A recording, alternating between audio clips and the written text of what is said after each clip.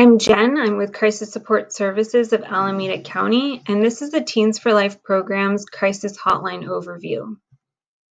A little bit about Crisis Support Services. We're a nonprofit organization located in North Oakland, but we serve all of Alameda County. We're probably most well known for our crisis hotline, but we also provide education and counseling as well.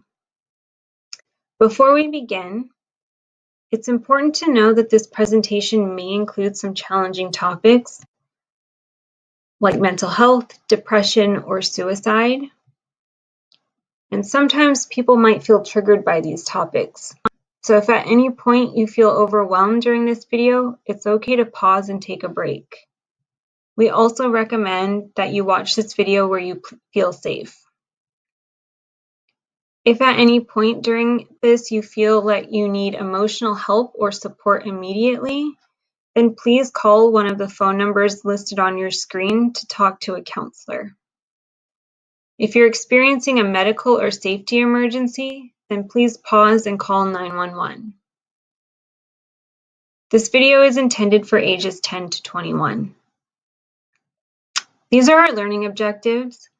We'll start with an overview of a crisis hotline, and then we'll talk about why people might call a crisis line. We'll learn about what people talk about, and then we'll finish up with what happens on a call. So let's start with the crisis line basics. If a person lives in Alameda County and they want to talk to a counselor on a crisis line, they can call 1-800-309-2131. If a person lives outside of Alameda County, they can call the Lifeline at 1-800-273-8255. To call a crisis line, it's free, and we're available 24/7. So that means if a person wants to talk to a counselor on a weekend, on a holiday, or even in the middle of the night, that's totally okay because there's always going to be someone on the phone lines to answer. We also have translation available.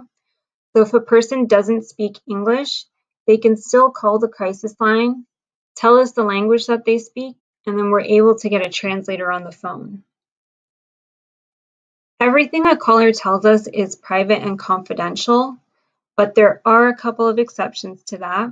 So if we hear about the abuse of someone under the age of 18 or over the age of 65, or if we hear about someone threatening harm to themselves or another person, then we can't keep that a secret. Most of the calls are brief. Some of them last only just a couple of minutes, but depending on why the caller is calling, they can last a lot longer as well. Most of our counselors are volunteers, but they're all highly trained and they really care a lot about providing support to our callers. Why might a person call a crisis line? Well, there's a lot of different reasons. Maybe a person doesn't have a trusted adult available to talk to. Sometimes it can also be more comfortable sharing with someone that they won't have to see in person. All of our counselors are highly trained to provide support. They care about our callers and they're not going to judge what a person says. So what do people talk about? Well, really, a person can call to talk about anything. Some people call because they're just having a really bad day and they need someone to talk to, and others call because they're having thoughts of dying. It's important to know, though, that a person doesn't have to be suicidal or even in crisis to call us.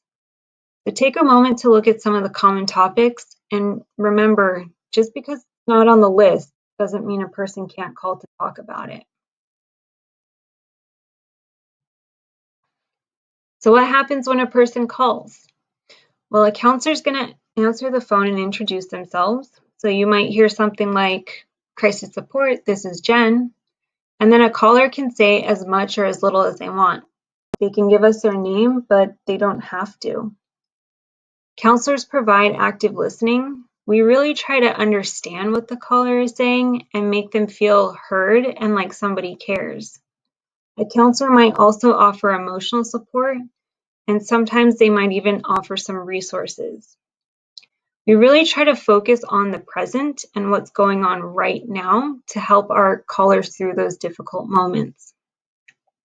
Counselors also often ask about thoughts of suicide and about safety because that's part of our job. So now that we know what happens on a call, let's take a look at some examples of what a person might say. Some callers call because they want to talk about the way that they're feeling. So they might say something like, I just want to disappear. I can't stop feeling sad. Other callers call because they want to talk about things that are happening in their life, like my parents are always fighting. Someone in my family passed away.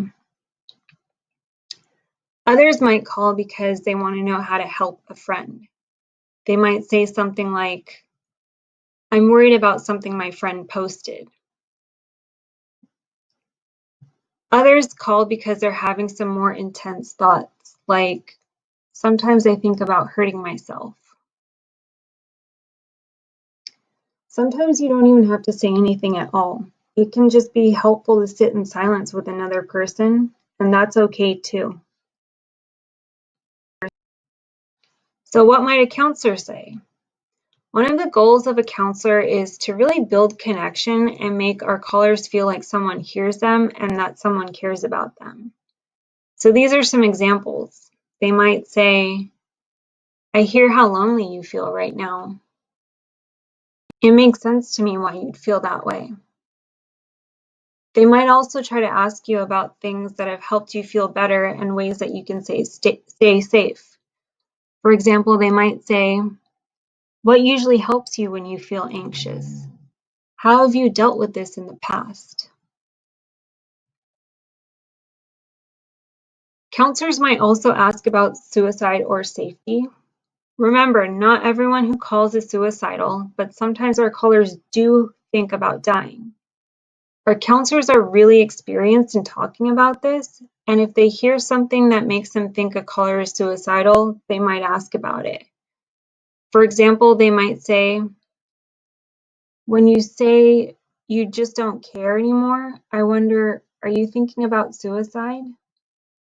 Or you mentioned wanting this to all be over.